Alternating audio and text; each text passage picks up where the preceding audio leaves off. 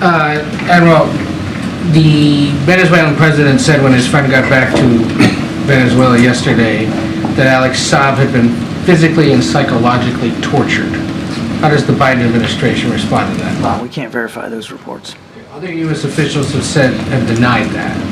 You're not responding to that. I know of no indications or that those reports are valid. I can't verify that.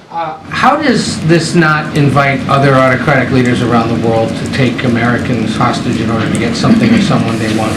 This is the perennial question we get. Every single time we get Americans home, we get this question. I would say a couple of things. Number one, we don't advise Americans to travel to Venezuela.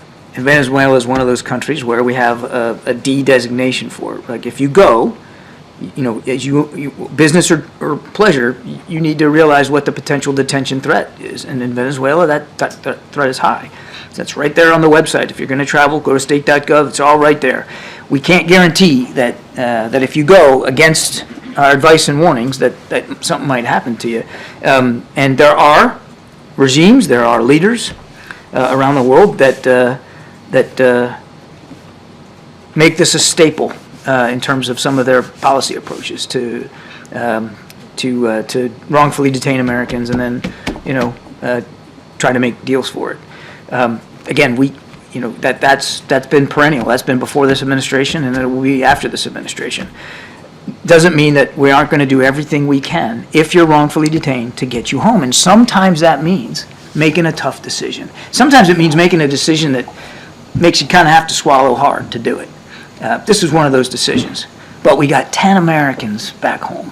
And we got Mr. Leonard, who was responsible for one of the worst bribery crimes throughout the Indo-Pacific with the United States Navy.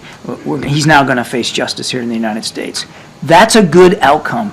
And last thing I'll say on this is while the president's willing to make these tough decisions, he's not going to make a decision that is antithetical to our national security, our ability to protect and defend our national interests around the world. What would he say to current and former Justice Department officials who helped arrest and prosecute Victor Bout and saw him handed over to Russia, and then helped arrest and were working on prosecuting Alex Saab and saw him handed over?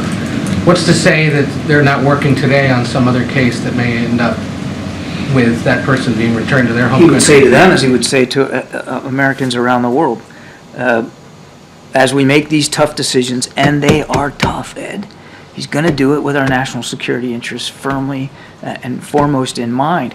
But he also has an obligation as President of the United States to look after the safety and security of Americans overseas, particularly those who have been wrongfully detained.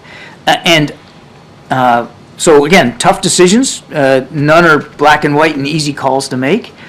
But I would also encourage people to ask those families now, those families that are going to be reunited for the holidays, how they feel about the decision-making process. I think you're going to find that they're pretty grateful for the work that we've done and the leadership that we've shown. Since we don't get to ask them ourselves, we would have last night maybe if he'd stuck around a little while.